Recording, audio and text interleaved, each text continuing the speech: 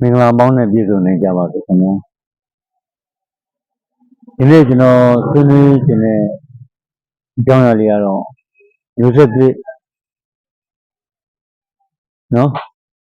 အကြောင်းပေါ့ဗျာမျိုးဆက်သစ်ဆိုတဲ့နေရာမှာမတော်တဆဖြစ်ပေါ်လာမယ့်မျိုးဆက်သစ်ပပျောက်ရေးဆိုတဲ့ခေါင်းစဉ်နဲ့ကျွန်တော်ဆွေးနွေးခြင်းနဲ့ဖြစ်ပါတယ်ဘုရားရှင်တို့ဟာ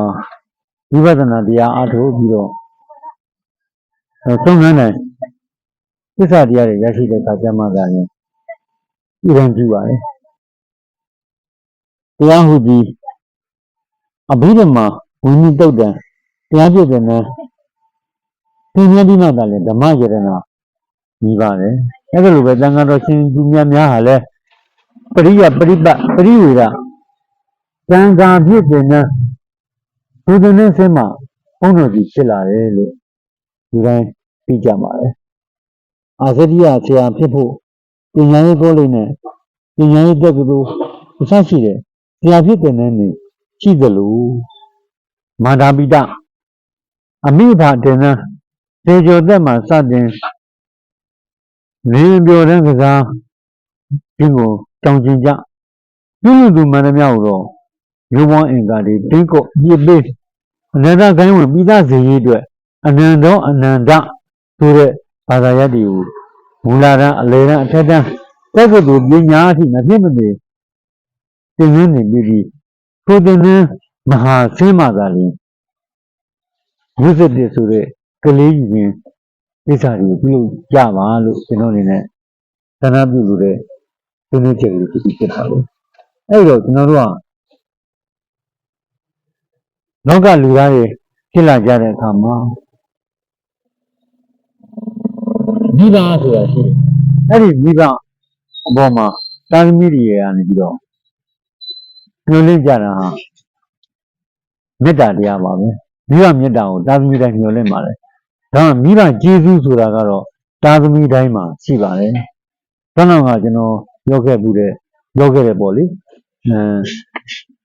မတော်တဆမျိုးဆက်တွေဖြစ်တဲ့နော်သွန့်ပြက်ကလေးတွေနော်အမိုက်တစ်ဖွဲပေါ့လေမွေးဖွားပြီးနှုတ်ပြခံရတဲ့မိဘမဲ့ကလေးเจ้าမှာရောက်ရှိလာကြတော့ကလေးများကြတော့ဘလို့မှမိဘမေတ္တာဆိုရရှိမှာမဟုတ်ပါဘူး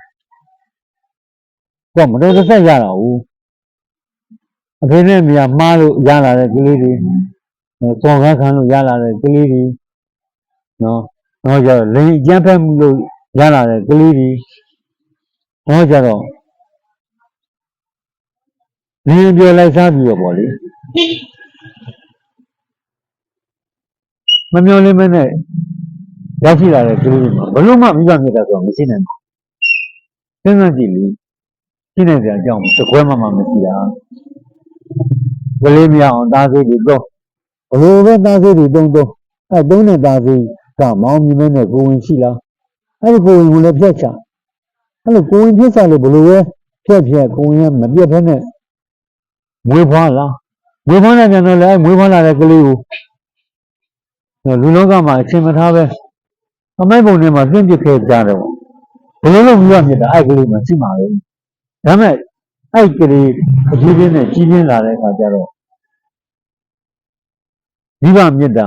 သံရင်ပမာဆိုတော့အဲ့ဒီစကားကိုသူဘလို့နားလည်ရမှာမိဘမြစ်တာသံရင်ပမာ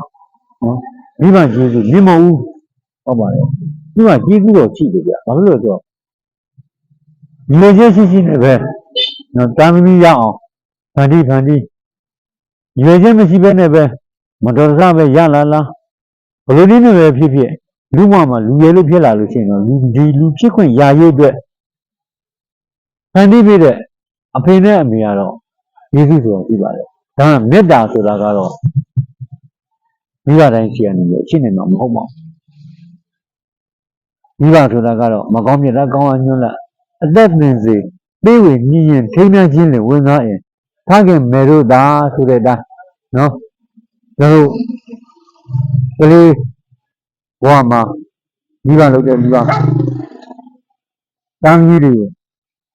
ဟဲ့ဒီနေရာမသွားနဲ့အဲ့နေရာကအောက်ကိုလိမ့်ကြလိမ့်မယ်ဓာတ်ကိုမကိုင်းနဲ့ဓာတ်ချတတ်တယ်နော်စရှိတဲ့ပြင်ပေါ့လေ ဒီမကောင်းတဲ့ဥစ္စာကိုတားဆီးပြီးကောင်းတဲ့ဥစ္စာဟိုနေရာကိုသွားပါဒါဟုတ်တိုင်းမှာဟိုအောင်စားပါဒါမစားနဲ့အစားရှိတဲ့ဖြင့်အဲ့ဒါမျိုးမကောင်းမြတ်တာကောင်းရညွှန်းတာအသက်သေးသေးရေရောက်လာတဲ့အခါမှာနော်ကြောင်းထားမယ်ပေါ့လေဒါမှမဟုတ်ဆိုလို့ရှိရင်လည်းသူတို့ရဲ့ဇမန်ကြောင့်ပညာတစ်ခုခုပေါ့အတတ်ပညာမိပါတယ်သင်ပေးပါတယ်နော်ပြေဝိနည်းဆိုတာကတော့ဒီအတိုင်းပေါ့လေကျွန်တော်တို့ကဒီမိဘကသူ့မှာရှိတဲ့နော်ဒါတော့တရားနော်ရင်းနှီးစရာအစရှိတဲ့ပြင်ဘာပဲဖြစ်ဖြစ်မိဘတိုင်းမှာရှိတဲ့ပစ္စည်းအားလုံးဟာသာသမီများတွေဖြစ်ပါတယ်အဲ့လိုပဲပြေဝိနည်းပြီးတော့နောက်တုံးကန်းတိုင်းမှာထိန်းများခြင်းဆိုတဲ့ဒီသမီးကညာအခါမနစ်ဆိုလိုပဲသမီးတွေရဲ့မိဘဟာလည်းနော်တားယောက်ျားလေးရှိတဲ့မိဘတွေနဲ့နော်စိတ်ဆက်ကြောင်းလန်းဒါမျိုးထိန်းများခြင်းပြုလုပ်တာတွေလည်းရှိပါတယ်။နောက်သူတို့ဘာသာသူတို့နှစ်သက်လို့ယူကြတဲ့အခါမှာလည်းနော်လက်ထပ်ထိန်းများကြတဲ့အခါမှာလည်းခွင့်ပြုပေးတာမျိုးတွေရှိတယ်ပေါ့လေ။အဲ့ဒါလို့ထိန်းများခြင်းနဲ့ဝင်ငါအင်းဆိုတဲ့ဒါမျိုးဝိငါးပါးနဲ့ဝိဆိုတာဝိတရားပေါ့ဗျာ။ဟုတ်တယ်မလား။မိဘဆိုတော့ဝိတရားရှိတယ်။အဲ့ဝိတရားနဲ့နောက်ကတာဝန်ဝိတရားဆိုတာကမေတ္တာနဲ့စံလင်းတယ်တာဝန်ဆိုတာကတော့အမိတ်အရာပဲလေအဲ့တော့မိဘတာဝန်ကြည်ရလားနော်မိဘဝတ္တရားကြည်ရလားအဲ့လိုမိဘဝတ္တရားလည်းမယူမိဘတာဝန်လည်းမဲ့နေအဲ့လိုမဲ့နေတဲ့မိဘတာဝန်နဲ့မိဘဝတ္တရားတွေလုံးဝမယူဘဲနဲ့နော်ဝေးဖွားလာတော့တာသမီများရဲ့မိဘများကိုဘလို့လို့အနန္တအနန္တခိုင်းဝင်ပြည်သူရှင်ဖြစ်တတ်မှတ်လို့ရမှာလေအဲ့လိုတတ်မှတ်လို့မရတဲ့ဟာကိုနော်မိဘဆိုတဲ့နန္ဒခိုင်းဝင်ပြည်သူချင်းဖြစ်ဖို့ရာအတွက်ကိုဒီ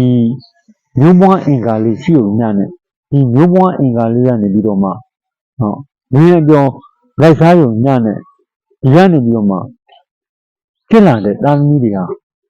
အဲ့တာသမီတွေကကြီးပြင်းလာတဲ့အခါမှာငါမိဘဖြစ်တဲ့သလားအနန္တခိုင်းဝင်ဖြစ်တဲ့သလားဆိုတာမျိုး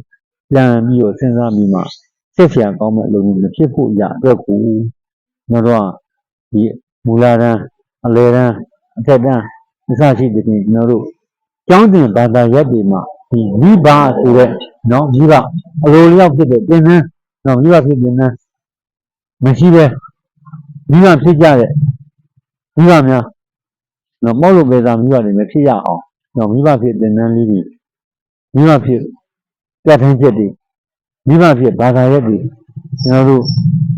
မြန်မာနိုင်ငံမှာတခြားဘယ်နိုင်ငံမှဖြစ်ဖြစ်ပေါ့လေလူသားတိုင်းအတွက်တတ်မှတ်ပေးမယ်ဆိုလို့ရှိရင်ကောင်းပါပဲလို့အဲ့ဒါလေးကိုကျွန်တော်စဉ်းစားမိရနေတော့ဒီသူနေကန်းလေးကိုကျွန်တော်သိဖြစ်ပါတယ်အားလုံးသိဖြစ်တယ်မှာသိဆန္ဒနဲ့ကြိုးကြမ်းမှတဲ့ဒီကုန်းကြီးကြပါပြီကျွန်တော်ကတော့ကြပြာကြီးစာရေးတဲ့ခဏောင်းရင်ကိုဥဆောင်ပြီးညာကြီးဖြစ်ပါတယ်ခင်ဗျာအားလုံးကျေးဇူးတင်ပါတယ်